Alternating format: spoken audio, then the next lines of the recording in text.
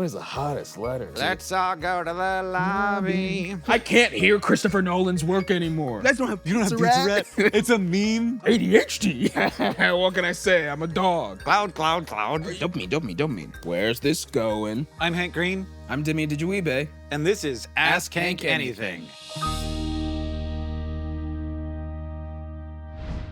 Hello, I'm Hank Green, and I absolutely adore being asked a question because it means that I get to go on little journeys through the world to find out the answers to them. So I created a whole show where people ask me questions, I bring them on, and then I answer their questions, and I try in the process to just get to know them a little bit better. Today we have Demi Adejuyigbe, who, did you know I was on your podcast once? Yes. Yeah. What do you mean? You remember that? Yes. It was a long time ago. It would be crazy. Just like, no, we've met. You recorded a lot of podcasts. Yeah, but I in feel your like life. every episode was like 2.5 hours, and I'm Yeah. in a room with a person. I'm not just gonna go like, Hank? I don't know. Was it Honk? LA is wild, man. There's so many podcast guests out here. There are too many podcasts and too many podcast guests, but we're happy to have you. Yeah. Well, I'm glad to have you now on my podcast. Yeah. So Demi is, I would say you're kind of multiple, different, very cool individual people. Sure. You were one of the original hosts of the Gilmore Guys, which I was on with you. Yes. Thank you for having me on and to be a Gilmore guy for a moment. You might have seen the September video series, which was a how many years did you do that? 6, I think. My God, they Yeah. just kept getting better. You're the writer behind the Good Place episode, Chidi's Choice, and you got a Dropout special. Demi Adejuyigbe is going to do one backflip. That's right, which is either out now or it's not, depending on when this drops. Demi, I just found out about that. I Yeah. did not know about that Yeah. until just now. It was, I toured it for a while, and then we got to shoot it as a special, like, in July of this year, and it was really fun. I'm very happy with it. Excited for people to see it. Nice. Did you have to do a lot of work to get the backflip? Have you had a backflip for a while? I have not had a backflip for any amount of time, and doing the show, I'm like, I don't know how to talk about the backflip without spoiling it, but I'll just say part of the problem is that I did not have a backflip. Right. Yeah. I'm so excited to see it. And yet, nevertheless, I committed to doing one. Did you win an award at Fringe? I got nominated for Best Newcomer. Holy moly, man. All you got to do is threaten to do a dangerous stunt, and they'll just give it to you. All right. Well, I'll keep that in mind. Yeah. I feel like I could still be a newcomer. Yeah, at I think Fringe. so. Yeah, no, I think so. Yeah. Is that where most of your energy is right now? Kind of, but I feel like there's a little bit of me that feels like, oh, it was so fun to perform this show for a year and a half. And then people are like, what's the next show going to be like? I'm like, next show? I put it all into this. I don't really have another one. That's everything I have. Yeah, truly. I was like, My whole muffin's in that. I don't even think I want to do it past that. I think I'm a little like, I'm going to go back to writing stuff that I can hopefully make. And I'm working on a movie right now. And I'm like, maybe that'll take off. And yeah. So you're working on writing a screenplay? Mm-hmm. Nice. A little rom-com. I cannot imagine. I'll tell you this, the dumbest people you know do it every day. So I remind myself of that as a way to keep going. Where I'm like, it's so hard. It's like, oh, but you've seen many a bad movie. This is so good for writing a novel. Yeah. Because you read all the best novels. They're like, you got to read this one. It's amazing. Mm-hmm. But then if you just like pick one up that people aren't talking about, you're like, oh, I see. I could probably do that. You read a book that's 200 pages and you're just like, and there's no editor or nothing, I guess. They just put this one up on the shelf. Yeah. I remind myself of that with so many different things where I'm just like, oh, it's hard, or it's like, how did I do this? And it's like, some of the dumbest people you know are finishing it. So what's to stop you? Just keep doing it. Yeah, just keep doing it. Yeah. And yet I keep reading like Octavia Butler, and then I have the most tremendous imposter syndrome. And then I have to remember. Well, are you trying to write? Don't read the books that have been appreciated for 50 years. Right, you can't read the one that came out last year and is doing fine, and no one will remember 10 years from now. Right. Which is what you're. If that happens to you, that's still a huge success. It's still you made a book. Absolutely. Demi, you have a bunch of questions for me. This is Puzzle the Pelican. Inside of his pouch are your questions. I've put them in order so that I can structure things and keep some control over what's about to happen. That's great, because I don't remember a single question that I asked you, and we'll see exactly what I was going through a month ago when I asked these. They're good. Oh, Puzzle. Sorry to reach in your mouth like this. He's used to it. Hank, why is the alphabet in that order? Which is the type of question that like a 6-year-old asks. You're like, oh my God, I don't know. I think that a 6-year-old might ask, why is the alphabet in alphabetical order? But you ask like that. You put so much emphasis on that. Yeah. It seems as if you prefer a different order. I think the order is wrong.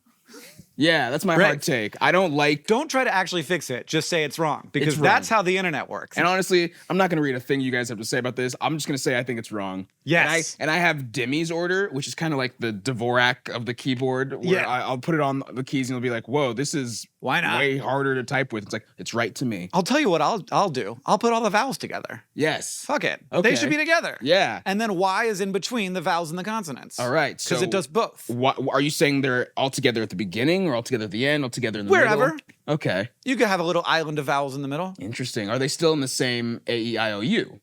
Yeah, let's actually do the whole alphabet by how often that letter shows up. So Z and X are still at the back. Whoa, okay. But then Y moves way up. Yeah, it's efficient and it's, I think then Some sense. there's some sense to it. There's Yeah. an order to it. You understand why the things are in There's those an places. order to it. Yeah. You can't call it alphabetical order when there's no order. No, it's just alphabetical Alphabetical selection. chaos. Yeah. I would do it by surface area. Surface area of each letter. Where it's like, oh, there's a big hole in the middle. Move that shit to the end. Who cares? I guess what letter? Now I have a new question before you answer. this. What letter? What letter has the most surface area? W, right? That's another thing. W pisses me off. Yeah. You create. We're gonna get into it. Okay. Yeah. Great. The order of UVW. Whoever did that. That's like it's Man. like I created a letter. It's called U. What's yours? It's V. It's like yours but smaller. What's yours? It's two U's, but actually it's two V's. Yeah. That guy showed up at last minute. It's like, I didn't do the homework, but mine's theirs. My letter's those two.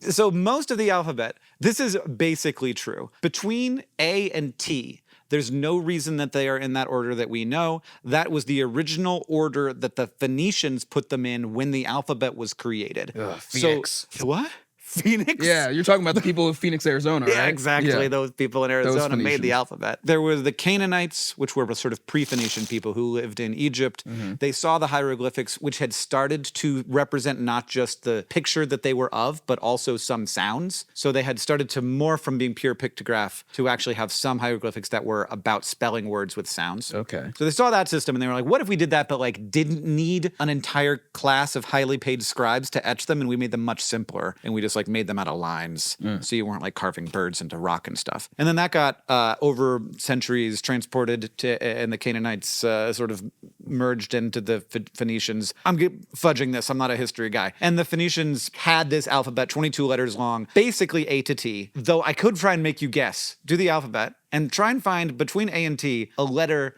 that's like UVW, like a letter pair. Do it out loud. I love your voice. LNM. OP. And I have to sing it too, because otherwise I don't know those letters. Uh-huh. No. No? A, B, C, D, E, F. Did I already pass it? Nope.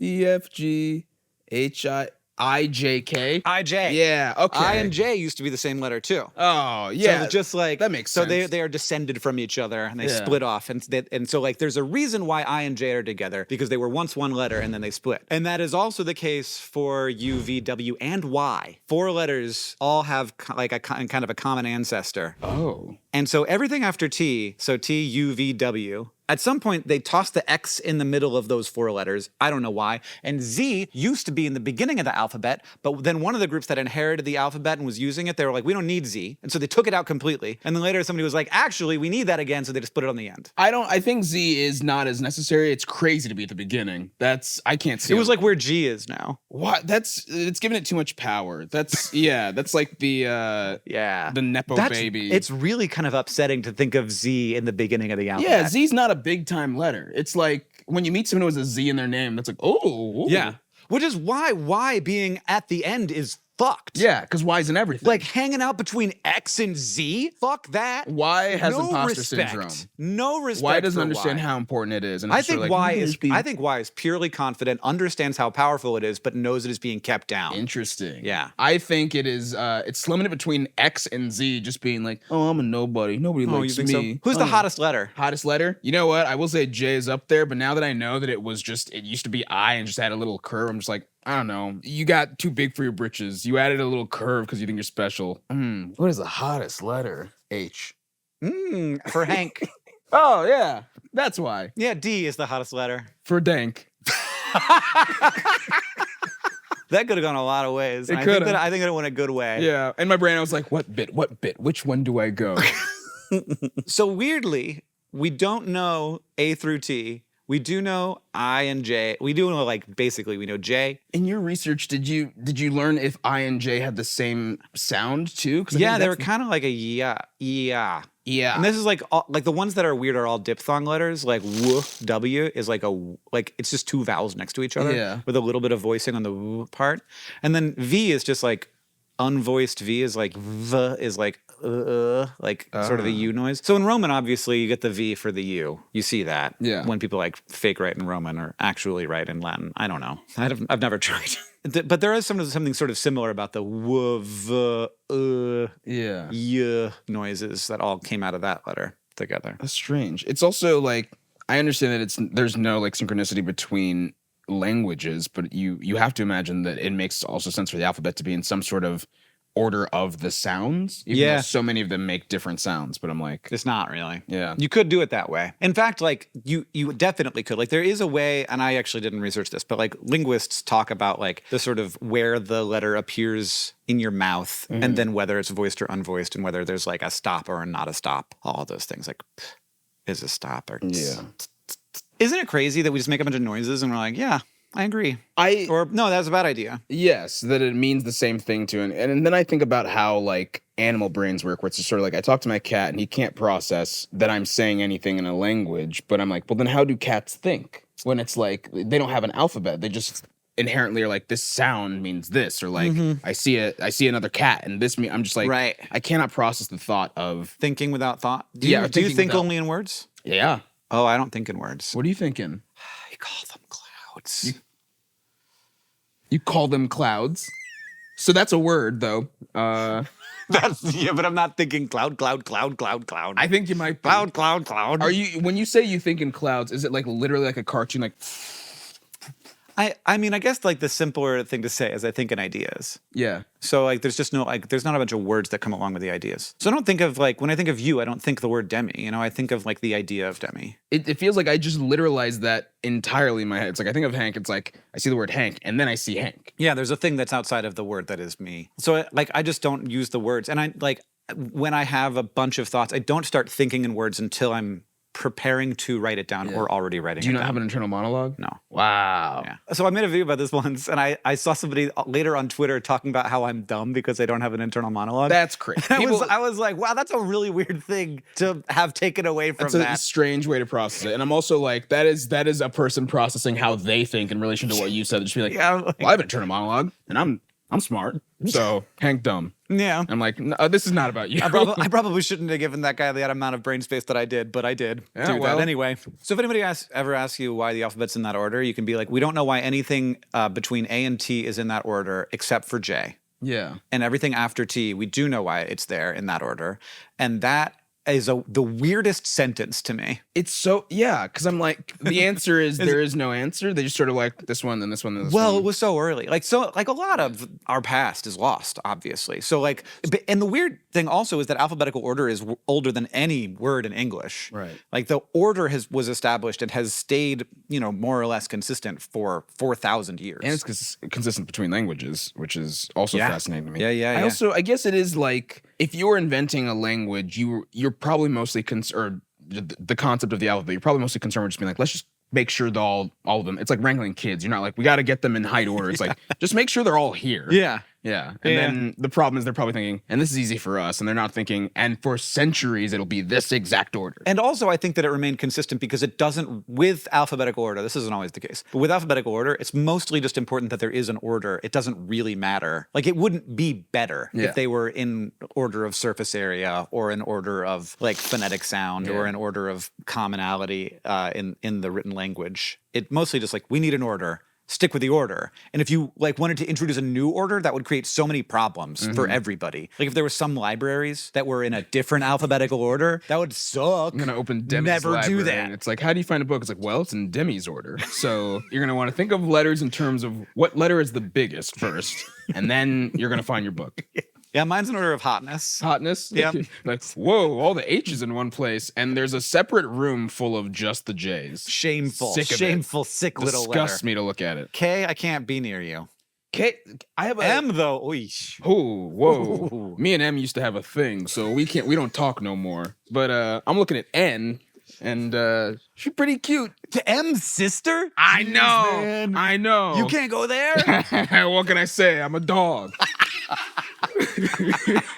I feel like there are some letters that it's like that Kiki and Booba thing with, where it's like for sure. K to me, I'm just like, that is a spicy letter. There's too much energy there. It's too much energy, too sharp, but like a B and M. Oh, I want M. to cuddle with one of those. Yeah, so soft. I could They'd cuddle be with a nice to B. me. You cuddle with a B? I could cuddle with a bee. I'd love to cuddle with a B. B, letter of butt and boob. There's 2 in boob. There's 2 in boob. It's a premium letter right there. I'm gonna be rubbing my hands a lot through this, and it's gonna only get worse. Okay, we're gonna do another question. Great. We're like, all right, let's stop that. Oh yeah, this. If you had to make someone believe you were from the future, how would you do that? I thought about this a lot. Yeah, I think about this a lot too, where it's just like you see it in movies all the time, and everyone's like, I don't believe you. And to me, I think the second anyone says that, I'm like, okay, I'll believe you, because it's more interesting to believe you than to be like, yeah, right. So if somebody told you they were from the future, you'd be like, all right, let's go. All right, what do you need from me? Yeah. Yeah. How can I help? I'll join your cult. Totally. Same thing if it's like someone's like, I need you to know I'm being cursed by a witch, or like I'm living a Groundhog Day scenario. It's like, Right. I'll accept it. Let's go. Because I'm like, what's the worst that can happen? Yeah, look, I didn't come to this earth to not have fun. Yeah. Yeah. I'm like, let's party. Sorry, I got work to do. I thought about this a bunch. So the scenario is I have gone back in time. Yes. And I have to prove to people around me that I have gone back in time and I'm from the future. I think if you took me back 10 years, easy, no problem. Yeah. Take me back 10 years. I know what's going on. I know what's about to happen. Sure, yeah. I could be like, COVID, Trump, like all this stuff. And they'd be like, oh my God, you know everything. You must be from the future. You take me back 50 years, I have a harder time. As you in, know? like you'll be like, I don't really know I what's wasn't happening alive this time. then. Yeah. I don't know what's coming next. Take me back 100 years, 1926. And I'm like, you know, the alcohol might be illegal right Sure. now. It's probably not going to be illegal for long. You all got to be really careful about Germany. That's going to be bad. They're waiting but the that's, next 10 that's years a just to be like, while what are from you now, talking about? honestly. Like, Yeah. it's not like this guy Hitler. I think it's also hard to place it in historical context, because I'm imagining that it's like, you need to convince me now. And so it's like, I need something that's either going to Happens- happen in the yeah. next minute or so, or Yeah, and I'd be like, in the future, there's going to be little rectangles that we hold in our hands and stare at all day. And like, that's no, maybe. And it's also, yeah, a bunch of guys have guessed that. Whatever, man. Everyone's saying we're all going to lose ourselves to some sort of device. Yeah, What do and you I'll get? I'll tell them what the future's actually like, and they'll be like, that's very boring. Yeah, that's So you still die? interesting. Yeah. And you live longer, but you don't seem happy about it. No, we're very stressed out, but our refrigerators are good. Refrigerators? Yeah, our refrigerators are great in the future. What is that? I think that they had refrigerators in 1925. Someone fact check me on that. I'm also, in my head, it's like, well, you've gone back to a period of a place in the earth where it's like, not only do they not have refrigerators, but the language you're speaking is fully just like, they're like, we're going to kill this guy. Well, this is the thing. If I go back at like 1,000 years, I'm lost. I'm useless. Not only can I not convince them that I know I'm from the future, I wouldn't be able to convince them that like I'm a useful member of Yeah. society. That's like me. I would add nothing. That's me now going to like France. I'd just be like, hello. And they're like, Yeah, I don't speak the same. And also, you have to be naked, right? Because if you go back in that, they're going to be like, yeah, future. yeah, in this scenario, it's like you're going back and you are indistinguishable from everyone else in style, and you're naked. And I'm adding too many things to be like, well, how would it happen in this scenario? Yeah. But You might have a bunch of tattoos where they'd be like, actually, those are pretty different from what we can do now. yeah, they'll be like, I got like this, and it's like, they're like, oh, yeah. yeah, you can do that tattoo. we have that. What's the, you got a lot of birds on. They'll be like, pizza rat. Who's that? And I'll be like, you guys don't have pizza, rat? It's a meme. I'll get distracted just explaining memes and just like, so anyway, the New York subway. You don't have the subway yet. Oh my God. Did they have refrigerators in 1925? It was still early. It looked like it was invented in 1913. Okay. Oh, okay. So, not even. Our not refrigerators spread. are way better than your fridges. Yeah, you guys just got a big box with a piece of ice in it. It's like ours is tall and sometimes has screens on it where you can play Spotify. Yeah. And I won't explain Spotify. For some reason, there's a motherboard in it that can sometimes get broken, and then you have to put all of your chicken in your neighbor's house. Yeah. And you know how sometimes it's hard to open the door to see what's in it? Now the screen will just show you. Ooh. Like you can see through the wall. But they don't want that. I no. don't think like they wouldn't believe me. And I also think that if I tried to convince them, there's a certain amount of you got to play your cards right at a certain point in history so as not to be thought a witch. Yes. But I do think that if I played that delicately enough, I could probably be like Chief and like a couple decades. Mm. They'd be like, yeah, you're a clever boy. So you're thinking of it as trying to find a position of power. Yeah, I'm playing the Game of Thrones. Okay. I don't want any power whatsoever. I don't want a job. I'm going back for a specific purpose. It's like they've sent me back because they need to alter the course of history in some way. And I'm like, you need to kill baby Hitler or something. yeah. And in order to do that, it's like I got to convince their parents, like, look, I got to kill your kid. And I know it sounds crazy, but you got to believe me, it's a bad kid. And you're going to want to let me do this. And it's like, they're like, What? no. That's different. Convincing somebody you're from the future versus convincing them to kill their child. I've actually, this is a movie I want to make for the longest time where it's like just a normal family and then a guy comes back and like, it claims he's from the future while their kid is away at school. And he's like, I have to kill your kid. You don't understand. And these parents are like, what do you mean? You have to, it's like, you don't understand the amount of destruction and violence that happens if this child does not die. And why wouldn't you just kill the kid? Why do you need to get parents involved? Well, it's like you tried, but then the parents stopped you because you were trying to kill their kid. And then it's like, how do you convince them? It's like, look, I got to kill your kid. You got to be way better at killing people. I agree, but this is the first time they sent anyone back. They're like, we're gonna send you back to right here because it's most vulnerable, and you tripped on something. This episode of Ask Hank Anything is sponsored by Ground News. With summer quickly approaching, a lot of us are really starting to feel the heat, some of us more than others. The heat wave at the French Open had temperatures surging beyond what is normal, coming in at 33 degrees Celsius. That's 91.4 Fahrenheit for those of us who need a conversion. It was hot enough that fans were resorting to using the sprinklers to cool down, and I was able to learn about all sides of this story by utilizing Ground News. Ground News can make your fact-checking journey a little less overwhelming by gathering all sources into one place. For example, if I wanted to see how different sources were reporting about this heat wave at the French Open, I could easily compare with Ground News. The story has 42 different sources, with 51% of the bias being tracked as center. I could even see at a quick glance a breakdown of how these sources were reporting differently by checking the bias comparison. In this case, it looks like the main difference in how this heat wave was reported on was the emotional tone different sources chose to take. So give it a try at ground.news/complexly. If you sign up with this link, you'll get 40% off the Vantage plan, which gives you unlimited access to every Ground News feature. Make sure you use our link in the description or the QR code to sign up so you can see the full picture and can think freely for yourself. Yeah, it's time for me to draw another one. We're saying nonsense. Ooh. Is there an objective way that love registers in the brain? Don't ask the easy ones, Demi. This is an easy one? No, it's very hard. I was gonna say, I was like, there's no way. I hate brain questions. But I decided to take this one anyway. Is that because you think it's like, what is it about the brain that you're like? It's just the most complicated thing in the universe. Sure. So every beginning to an answer about a brain question should start, there's a lot we don't know. Mm-hmm. There's a lot that we do know, but there's a lot we don't know. And oftentimes by saying the stuff that we do know can sound like this is everything, but this isn't everything. Do you think that's the brain protecting itself? I think it's the brain just having evolved into a very complex form in order to do a bunch of weird, hard jobs. Have you heard this thing? Maybe the brain is too complicated for itself to understand. I haven't, but that's kind of what I was sort of getting at with, is it like protecting, or it's just sort of like you can only, it's in the same way that it's like I can't conceptualize how animals communicate because it's like that's not how our brain works. Then I'm like, is there a thing where it's like we can't understand these things because we don't have the language or the function to understand these complex things that are just like imperceptible? From what we could tell, it is atoms and ions and electrons. It is forces. It is just made of universe. You know, it's nothing exceptional going on in there. So there is. I can say that objectively there is some objective way that love registers in the brain. So like love is a physical phenomenon that's occurring inside of you. But what exactly that is complex because there's like all these little parts of the brain that are doing lots of different stuff. So there's a lot going on. You can stick like people in what's called an fMRI, which is an MRI that can tell where like blood is going. So you can see what parts of people's brains light up when they're having certain experiences. Right. So if you stick like a horny college student in an fMRI and you show them like their romantic partner or just like a friend, you could see like differences happening. I don't know how horny they are, but they're college students. I was about to say, you're going to have to, there's got to be a scale. How horny they are. They walk in and they make them fill out a form and it's like on a scale of 1 to 10. Yeah. Have your friends ever called you horny your name? Like, that's the guy you want in this. It's like, oh, you get horny Steve in there. The MRI is going to break. He can't look at an M. No, yeah, he can't look at an M. It's hot stuff. So you can see where their brains light up and their areas are lighting up involved in reward a lot. So like you get a signal that's basically like it feels good just to look at you. Yeah. Like I am being rewarded just for looking at your face. I know this feeling. I don't.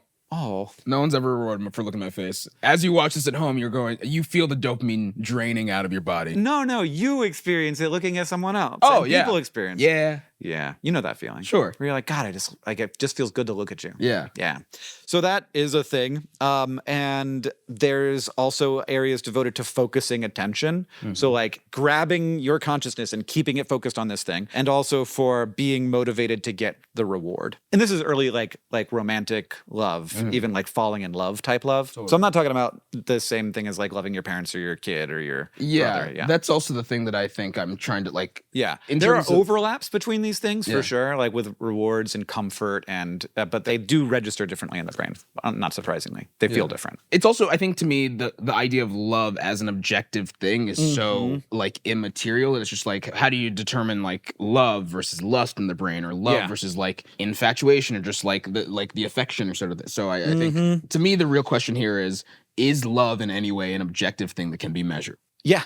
Wow. Yeah, I think that it is. There's a bunch of overlapping things, and also it seems to be a thing that we evolved to have. And the area of the brain that does a lot of this, like focusing attention, getting reward stuff, and also this like the physical experience of love, like fast heartbeat, getting a little sweaty, flushed cheeks, and like the feeling of like anxiety and worry that come along with it. Also, that part of the brain seems old. Like there is a love-like thing that lots of animals have. Yeah. And I'm sure there's not like our love, but like there's like this attraction and this like want and this reward for being around this thing to like encourage you to be with this so that you can continue the species kind of vibes. It makes sense that there'd be a really strong So do you think thing that there. animals also feel like anxiety? I think wonder, they like, do. They have like cortisol Two spikes. foxes are just like, oh god, there's the Yeah, other will fox. she like me? Yeah. This is like a big thing that like when you're falling in love, you have really strong stress hormones. And I think part of that is like worry and focus and like wanting to have this happen. And then when like the worry is relieved by the other person's affection, that's a really big high.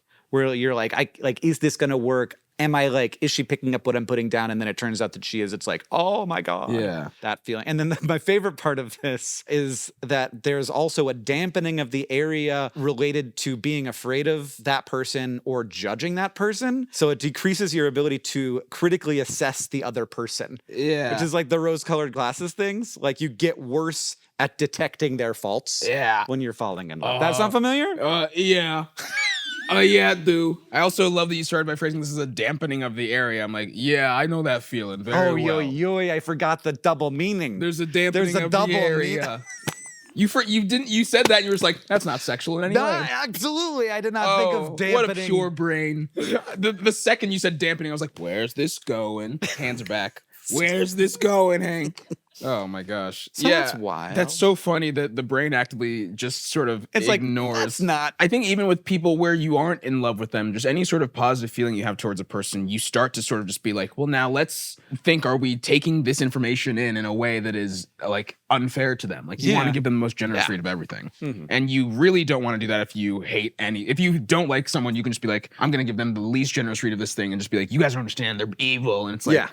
And this is why, like, people bring their boyfriend, girlfriend home to their parents, and they're like, what the hell are you thinking? Sure. And it's like, I wasn't. That part of the brain turned off. And you can't turn it back on, Dad. Sorry. Yeah, sorry. I forgot that she's like this because I love her. Yeah. You guys should fall in love with her. Then it'll be okay. Yeah, you'll know. You'll understand. Don't actually, You'll though. see what That'd I be a said. little weird. Yeah. So there's a bunch of things going on. And I think that it is, we have different amplitudes of those depending on the situation and depending on the person. And there is interesting overlaps, though I can't tell you what they are because I didn't look that deep into it, with other kinds of love. Yeah. So there's similar areas of the brain, but also others, and some at different levels. I think to me that is also the thing that is like not scary but disconcerting, where it's just sort of like the overlaps mean that you can be like, I think I love this person, and then it's like scientifically it's like objectively you do not. You care a lot for them.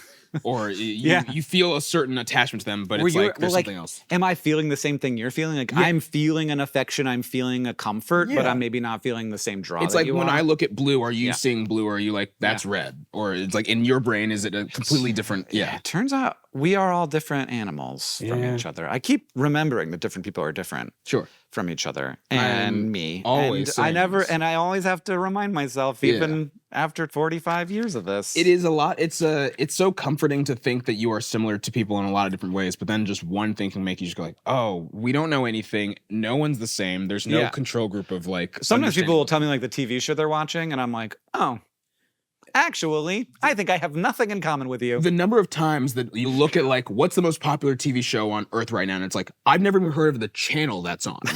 What do you mean? It's like Untamed on Glorbo, and I'm like, what? Everyone's streaming on Glorbo.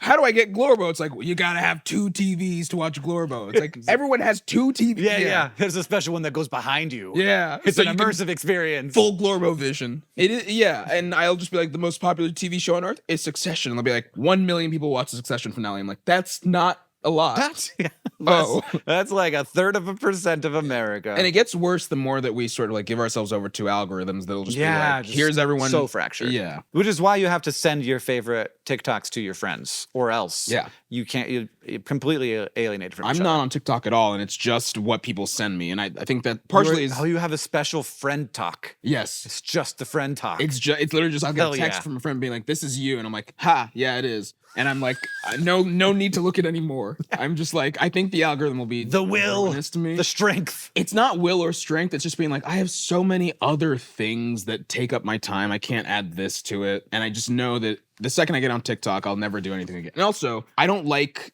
the internet as a service industry, as a service economy of it being like. Is that where your self-control here comes from? You're like, do you feel the dystopia? Do you feel the sort of smartest people in the world trying to get their fingers into your brain? I wish I could say it's like, yeah, I'm standing up against them, but it's really just like, I think I got so burnt out as a person who made content specifically for so long where it's like on a schedule or with the idea of what the audience is going to think, that now it's like, if I go on TikTok, I could use it just in a fun way, but over time it would be my brain starting to think, well, how do I game this? What do I make on this? And it's like, I'd rather just not get involved. Now I'm rubbing my hands because that's how every time there's a new platform, I'm like, maybe I should just check it out and see what it'd be like to make stuff on that. I Maybe truly I could figure out how to use that algorithm to my advantage. And I think it's like, I understand that, and it probably does make a lot of people's lives better, but I think for me, I'm just sort of like, well, what am I working towards? And it's like, you're the most popular person on TikTok. I'm like, what do I want out of that? Right. And I'm like, oh, you've created a system where I feel like the numbers are going up.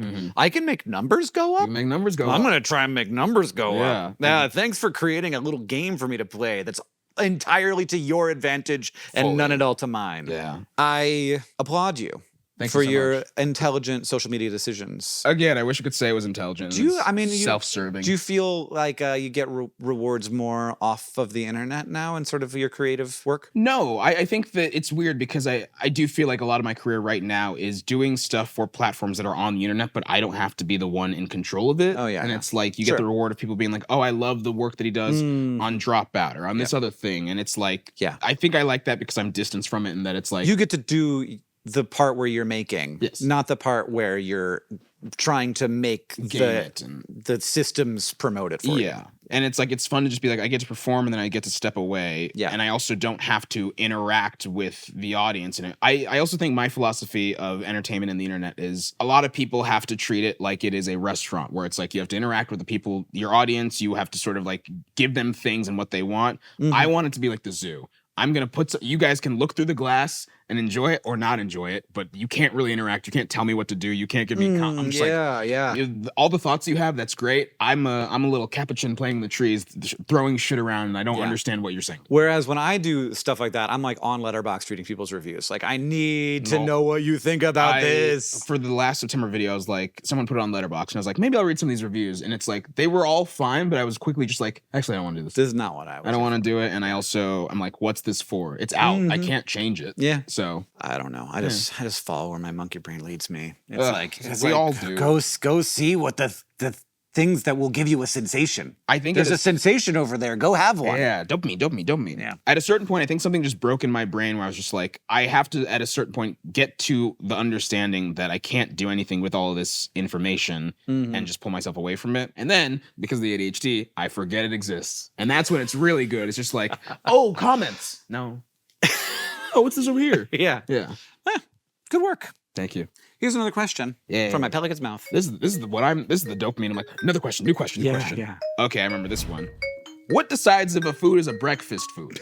Like, why are eggs and bacon breakfast meals? So it seems like eggs and bacon was a thing, kinda. But in the 1920s, the pork industry was like, eggs and bacon. Oh. And they did a big eggs and bacon push. Should have known. Like this is the right way to start your day is eggs and bacon. And there was also cereal was like this. So cereal was kind of an invented food relatively recently. And the cereal industry, when they're first making cereals, they're like, here's the situation. Like all of these fatty ways to start your day are bad for you. You need a cleaner way to start your day. And it's Is just that like true? Or are they like, okay. I mean, it really depends on the rest of your day. Sure, yeah. So like culture to culture, everybody's got different breakfast food. And that is purely cultural. Like there's nothing breakfasty about pancakes. No. Like, are you serious? We're gonna have cake for breakfast. It is the most. Every time I've eaten a pancake, A, I don't finish it, and B, I just feel like I gotta lie down more. So I'm like, this can't be how we start. This is a wild choice. Yeah. And they just like put some powdered sugar on it, maybe some chocolate chips in there. Cover it breakfast cookie. Wet sugar. It's sweet and it's wet, and you're gonna eat it, and you're a child, and then go to school with your sticky little fingers. The thing that does tie them all together, though. So like tons of different cultures. Like I wrote some down. Like in medieval period in Europe, it was bread and cheese, which sounds great. I'd actually love to have bread and cheese. They only had 3 foods back then. They also had bread and cheese for lunch and for dinner. Yeah. Also ale sometimes with the breakfast. Yeah. And I'm like, man. It's like, what's in reach? Yeah. Start your day and just pick a thing. Yeah. Japan, you got like rice, miso, and fish, and turkey, bread, olives, cheese. In Egypt, fava beans stewed in oil with flatbread. The thing that really does tie all these things together is it's fast. So like some way to like they're easy, quick to prepare options. Cereal is like thing in a bowl, eating. Eggs is like more than that, but like it's easy to cook eggs. Yeah, pretty easy. I cook some eggs like probably twice a week, and I'm like, at this point, I'm not, cleanup's easy, making it's easy. The thing that really ties together breakfast foods is as long as you can just like get it done and get on with your day. Interesting. That's so funny because I feel like pancakes are not that. No, pancakes I feel like a Sunday special thing. Yes. Yeah. I mean, I think anything as soon as you're using a stove is a little bit like, oh, there's so much there. But I think that's because we made cereal and oats is a thing where it's like literally just combine the two and you're done. Yeah. Oatmeal, like hot water and oats. Yeah. Yeah. It's also, I mean, this is not part of the question, but I'm just sort of like cereal as an industry is so funny to me that it's like, I'm sure it started as just like it's oats and milk, and then it's like, and now we'll put marshmallows in there, and now we're gonna make a cereal that's cookies. Actually, I'd love to look at the history. Like, when did somebody first think to themselves, what if we made a nice little cereal that also just was a cookie? Yeah. This is like a crunchy cookie you pour milk on. I think it's, I mean, this is not me answering the question because I don't have research, but it has to just be like the industry just fully went hard on, we have to advertise this to children. Yeah. Like some point in the 70s, somebody was like, you know what? I think we aren't making enough money making children less healthy. Yeah. Part of a balanced breakfast. These Cheerios. And if you took it out, that would be a better breakfast. Yeah.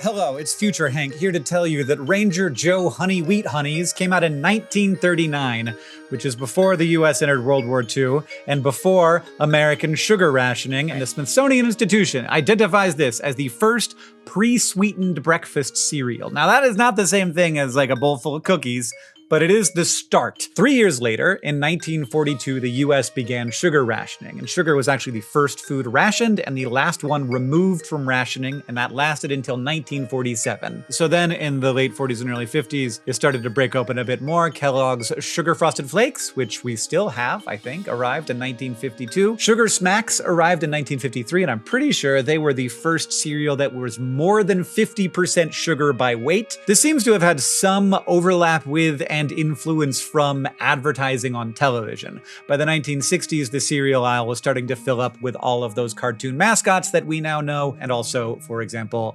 marshmallows, just throwing those in there. So Lucky Charms debuted in 1964. The idea was chopping up circus peanuts, which are not peanuts. They are a candy that you may not have heard of, but I love. It's hard to find them these days, but apparently I'm that old. And then finally, the sort of cap on the mountain is when in 1977, Cookie Crisp was launched, which was basically just a bowl full of cookies that you could pour milk on, which doesn't sound bad, but it also doesn't sound good. So from the beginning, cereal was about being a health food, but then as sugar got cheap and then, there was rationing and then we didn't have rationing anymore, sugar took over the cereal aisle and there it remains. All right. let's get back to it. Did you remember that growing up? Part of a balanced breakfast, and it'd be yeah. like a bowl of cereal surrounded by like a bunch of healthy things outside of it. Yes, and I'm only now realizing, I guess the phrase part of a balanced breakfast felt like a slogan to me, and now I'm only parsing that it's like, yeah, this is supposed to be part of a full breakfast, which is crazy. I would never eat cereal and then be like, You know what I right, also want is like some eggs and like bacon. and some bananas. And my mom has been up since 2 a.m. making all of this. Time to eat it. Pop-Tarts, what a nuts.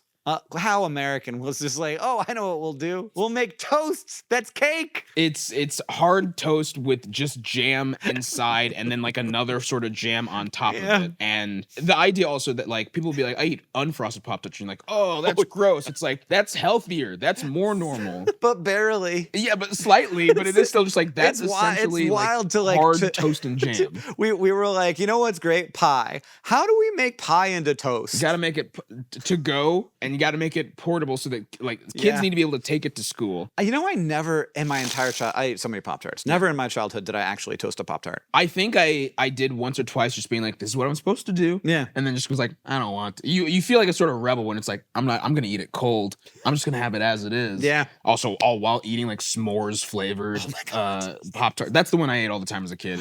I And was even I now, was I'm a just pure like, strawberry boy. strawberry. Yeah. I know so many people. I think strawberry was like the standard one, and then they like expanded all these flavors. And now I do think it's funny to ask people what was their flavor, because a lot of people are like brown sugar cinnamon now. Yeah. Some friends I have are like unfrosted strawberry. I'm like, that's crazy. You lived in the Crusades. That is medieval. That's disgusting. And I'm like, s'mores, the ultimate luxury. Not a single hint or even like a simulacrum of health. No one was like, boy, we can really help out the health of the nation with our new invention. We put s'mores into the toaster. That's right. You know how healthy breakfast. it is when you go to camp and you make burnt marshmallow and chocolate? We put that in your breakfast. Put it in the breakfast. Yeah. Demi Adejuyigbe, we have 2 more questions. Let's get to in the 'em. Pelican pouch. This one is fun because I know exactly why I thought of it. How are there racist dogs when they aren't trained to be racist? So tell me your story that you have tied to this. Man, I looked at this one for a long time and thought I shouldn't do it, but then I found out interesting stuff. I just think about this a lot because a lot of times people will have a dog that like barks at me and they pull back. Oh, sorry, he doesn't usually do that. And I'm like, interesting. Don't tell me that. That means this dog is not around black people very often. Yes. But also, how did this get to be? If they're like, oh, I like this dog is a dog I've had my entire life. Yeah. Or this dog is like, I'm just sort of like, you're obviously not training it to be like Yeah. darker skin, attack. But Yeah. I'm like, then how does it just happen? Because it's also not a genetic thing. Yeah. It's not a So- genetic thing. Yeah. So there was actually a pretty good study on this where they looked at white dogs. They looked at white dogs dog, and black dogs, Aryan and they hate dogs. each other. Yeah. White dogs be like, They looked at dogs of white owners Yeah. and dogs of black owners, and they found that dogs of black owners were more likely to be wary of and mildly aggressive toward white people, and dogs of white owners were more likely to be wary of and more aggressive toward black people. So we can do it either way. But they also found that the effect was larger on average with owners, specifically white owners, who had kind of tested poorly on a racial stereotype quiz. You know, they kind of tested to see whether the owners were kind of racist. okay, yeah. And they found that if you were owned by a racist, the dog was more racist. Through like osmosis.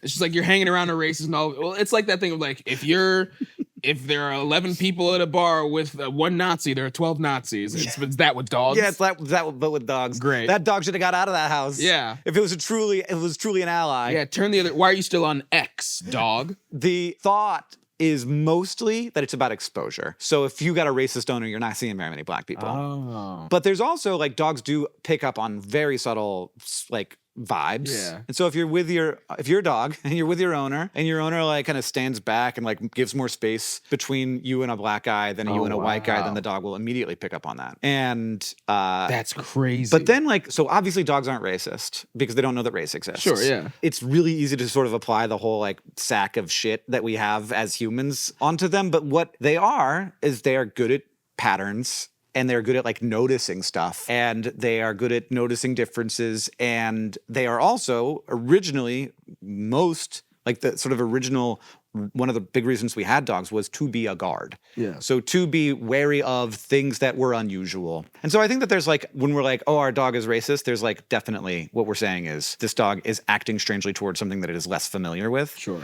And it is like matching that, it is doing that noticing which is wild. Yeah. Like if you got a hood up and you're wearing a hoodie, dogs are much more wary of people.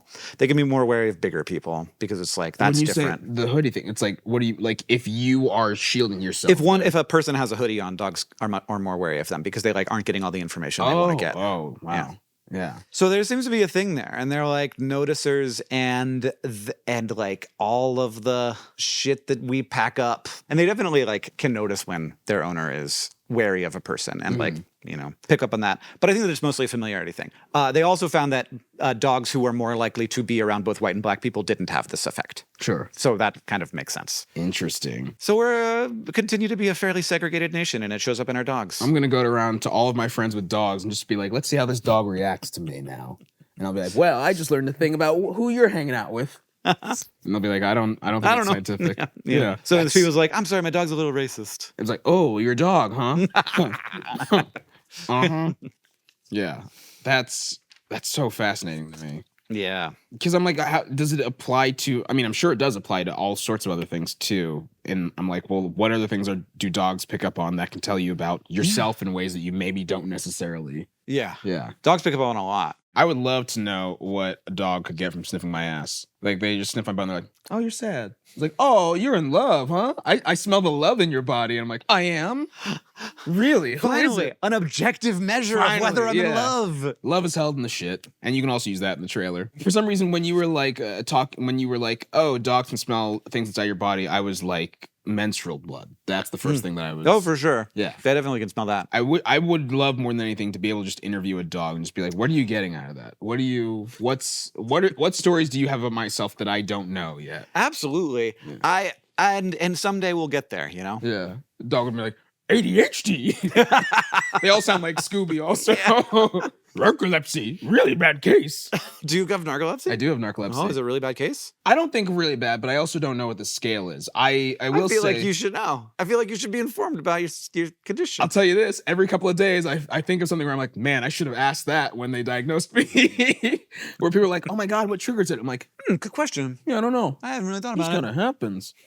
I thought it was ADHD for the longest time, and it's like You thought ADHD was narcolepsy. So there's apparently a lot of commonalities, Okay. and it's my turn to answer a question. But like, there's a lot of commonalities, and it's often misdiagnosed as ADHD. But there was a time where I kept falling asleep in work and like school and all of these things, and it got to a place where the first writing job I ever had, it was like a real problem, and I was just sort of like, I got to figure out what's going on here. And eventually, I was prescribed Adderall for ADHD, and it stopped happening. I was like, well, that probably was a symptom of Adderall. And then a couple of years later, I had a therapist where I was like, oh man, and I'm falling asleep a lot because of the ADHD, and she was just like, that's not a thing. That no. And then I was like, well, no, it's this and this and this, and she's like, it sounds like narcolepsy. You should get diagnosed for narcolepsy. And I did a sleep test, and they were like, usually it takes people like 15 minutes to fall asleep in REM. You got asleep in 26 seconds. And I was like, huh, okay.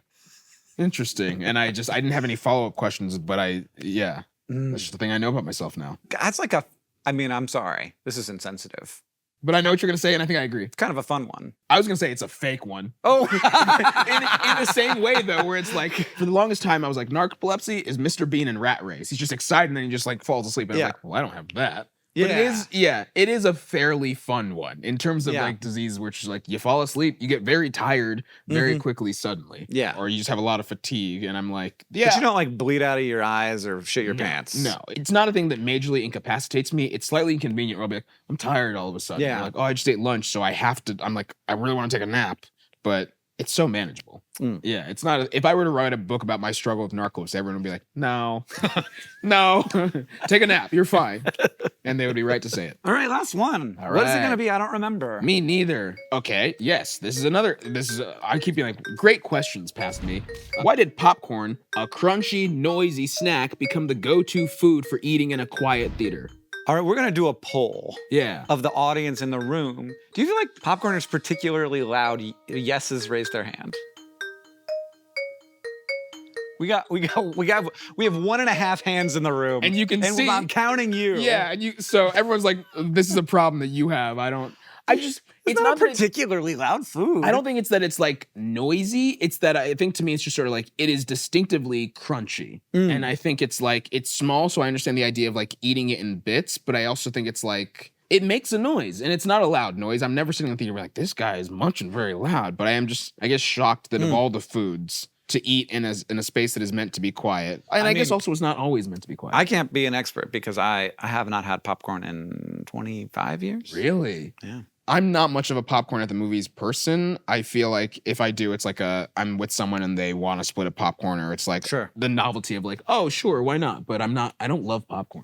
I remember my cousin took me to the movies. His like cousin that I never hung out with much. And he took me to the movies and he like put M&Ms in the popcorn. Yeah. Oh, that's the way to do things. I agree. I love it. But then I got diagnosed with ulcerative colitis, and it makes it worse. So I just avoid have popcorn. M&Ms. No, M&Ms are actually fine. Put them straight down, both sides. And you know what? Same time. M&M's even noisier. They got a bigger crunch. I feel like you got really sensitive ears. I'm measuring in like single decibel levels. I'm just like, this one's 12 decibels, that one's 13 decibels. I can't hear Christopher Nolan's work anymore. No, it's not even. I feel like that's Christopher. I can't see Christopher Nolan's work anymore. That's for sure. Yeah. Everything's so dark. Everything's I'm dark. old. Brighten the it mixing up. is so loud. It's actively not. I think if there was ever one director where it's like, no, the popcorn's fine. It's not. You won't hear it at all. It's him. Yeah. But I in general, like, I think I'm just thinking about it from the sense of like, this is a food that to me does have a sound to it, and I think it's funny that any food that has a sound. It should be all quiet foods. You'd think. Junior mints, okay. Yeah. Hot jerky. dog, great. Yeah. Ice cream. You know the worst thing that I've ever had somebody consume in the movie theater behind me? What? Dip. Spitting it into a can. Like he was new to it, too, it seemed like. He didn't know how to do it. Well. Yeah. You should like, I'll figure this out. By the third act, I'll get this. Into the can, like it was like amplified it. I was like, I'm going to leave. I just imagine him bringing like a giant Voss, like it's a spittoon, also like, I'm like, I missed that time. But by the time they kill this, they go back in time and kill this kid. By the time they kill this kid. But I did do a bunch of research on how popcorn became a movie theater thing. Yes. So back in the day when popcorn first, like, it has been a thing for a long time. Sure. And it was just like a great fair food or like circus food. Yeah. Because it's very easy to transport a bunch of it. And the ingredients are cheap. You have the corn, you have the oil, you have the salt. And then like a little bit of it makes a lot of it. And then the thing that cooks the popcorn, very simple, portable device. Yeah. So they were around at fairs. And then theaters, like early, you know, like the beginning of movie theaters. Yeah. They wanted to be like high-class experiences that were basically like going to a theater you would watch like a play on or a vaudeville act. So like a nice experience. And they did not want people to bring food into this thing. But people outside of them would sell popcorn. And then they'd be like, no, you can't bring the popcorn into the movie theater. So there was this thing, the Great Depression. Sure. Heard of it. They realized, like, actually, we could probably make movie theaters like kind of a value experience, like a cheap thing that lots of people could have access to in a time when people don't have access to many luxuries. And they're like, okay, come on into the movie theater for like a more value experience. And they kind of caved to the popcorn thing as like, nah, maybe we won't be like a highbrow fancy place. And so first what they did is they leased the interior lobby, like little spots to popcorn vendors. And like another thing about popcorn that makes it a really great snack food is that it advertises itself because it has that smell. Mm-hmm. So like when you cook the popcorn, it makes the smell. You get a hot snack a good that's smell. much bigger than like the thing that you have to carry around, put it in a bag, take it to the thing. And then eventually they were like, actually, vendors, get out of here. We'll do this ourselves and make the money. It's funny that you describe it as a thing where it's like the Great Depression made them cave to bring in audiences. Cause I'm like, I think that's sort of what's gonna happen soon. I did have that thought when I was reading this. You hear people being like, it's this so is much expensive stuff. Like nothing is value anymore. Yeah. You read headlines about them being like, we're allowing people to bring their phones to this screening. I'm like, oh, I don't want that to be. That's not better. But Please don't break things. Absolutely not. I think theaters they're not in trouble, but they are constantly talking about like their one bad movie from going out of business. Yeah. And I do feel a little like with the diversification of media and all of these things that like, it's like, well, it's not just there are 3 ways to entertain yourselves now. There's like thousands of ways. So why go to a movie theater? It's like they got to find new things to draw people in. And then when they do, it's like people are like, well, I haven't been to a movie theater in ages, so I'm going to talk or I'm going to be on my phone. It's all this stuff that like reestablishing all the norms of theaters. I think got really bad during COVID. Yeah.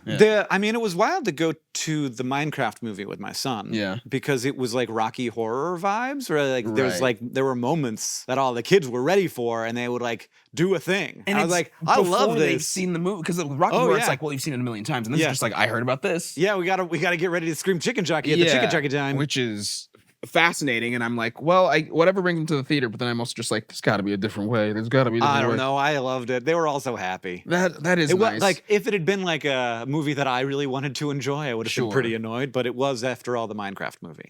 Yeah, you can't be like, pipe down. I want to see what Jack Black says. Jason Momoa is doing career best work here. Everyone needs to respect this. They're putting their heads between each other's legs, Please. and flying through a wall at great speed. Do you know the amount of CGI work that went into this movie? And you're yelling. Yes. I do feel a little like I get curmudgeon-y with nothing makes me feel more like you're old person now than with movie theaters where I'm just like, you don't talk in here. You put that phone away, even if the movie's bad. And I'm just like, it's exciting that people are excited to go to a theater. And you know why I go? What? Just to get scolded by you. Well, it's a symbiotic relationship. Mm-hmm. You go for the scolding, I go to scold. It's sort of an S&M relationship in that way. But we're both paying $20 for it.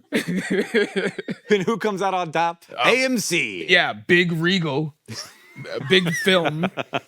Nicole Kidman's pocketing $1 off of every ticket. That would be a crazy deal. She would be a billionaire. Man, she sure is in there. I've started to realize that the reaction to Nicole Kidman early on is a good like litmus test for how successful a movie will be. If there's no reaction, it's like the movie's gonna do fine. If there's a big reaction, it's gonna be a hit movie because it means that a lot of people who are not seeing this all the time are still reacting to it in a way where it's like, this is novel, this is cool. I'm like, oh, you this is the first time in a year you've been to the theater, so you're like, we're cheering, we're still cheering. Oh yeah. Is there a cheering that happens? Oh, does people she go- ask us to cheer? No, people No. just I think like They like just get captured by her speech. No, it's just like it was a meme for a while, so people would get excited about like seeing the Nicole Kidman and just like applaud or like recite with it. And it's like that was the first year post COVID, and then slowly dip down into being like, all right, we've seen this so many times, we're over it. When I was in college, there will be people out there who remember this. The Carmike theaters had like a giant on the screen roller coaster that you would go down together, and my friends and I would always like put our hands up and we'd like do Wait, where'd you go to this. college or what city? Florida, Okay. St. Pete. This sounds familiar to me, but I also don't think I've seen many movies in Florida. I miss it. That's What we had instead of Nicole Kidman was just like a glowing neon roller coaster. And I do think it's really cool when every theater has their thing like that. Like I missed at the Vista, they used to. Let's all go to the lobby. Yeah, I love that. I love. I have a video from when I saw The Last Jedi at the Vista, and they have the little pre-show like jazzy music, and everyone's just going crazy and clapping along because we're so excited. Nice. There used to be I don't know why they got rid of this, but it'd be like just sort of doing that thing of like different audience reactions to a movie, and it's like a couple sort of like canoodling next to each other, or someone just like looking very excited. Yeah. And the one that I loved the most was a guy just jumping and throwing his popcorn up, and they cut that out of it at a certain point. I was like, well, that's the most exciting guy. They took him out. They took him out. They're like, you can't throw popcorn around in here. They're like, he's getting too many residuals off this. Cut his ass out of here. He's getting a big head. He's trying to make a career out of it. He's going on tour as the popcorn guy. It's like that Delta lady who was like, smoking is not allowed. She got big. Did she? In my head, anyway. The algorithm fed you 100 TikToks about that lady, and you're like, she's everywhere. Oh, man. She's like Oprah. Something special about her. Demi, thanks for doing this with me. Thank you for having me. It's really nice to see you. Good to see you too. Remember when we were on Gilmore Guys? Remember that? Oh, I do. All those good times. And thank you for watching as well. You could see Demi's Dropout special. Demi Adejuyigbe does one backflip on dropout.tv. That's right. I'm so excited. I am excited too. I think you're going to like it. If you enjoyed this, or at least you made it to the end, and you can handle an hour more of me, check it out. If you would like to ask me anything, you can post your questions in the comments. And if you see a question down there that you like, give it an upvote so that I know what people want answered. I will answer a few of them over the next few days. And also, if you want more of Ask Hank Anything or more of the many other cool things we're doing at Complexly, make sure you subscribe to the Complexly channel right here, youtube.com/Complexly. I bet you can find the subscribe button. They make it pretty easy to locate. Thanks for watching. You can support Complexly and get bonus videos from Asking Anything and more by going to complexly.org/support. Also, if you want to see more of what we're up to, you can join the Complexly newsletter by visiting complexly.org.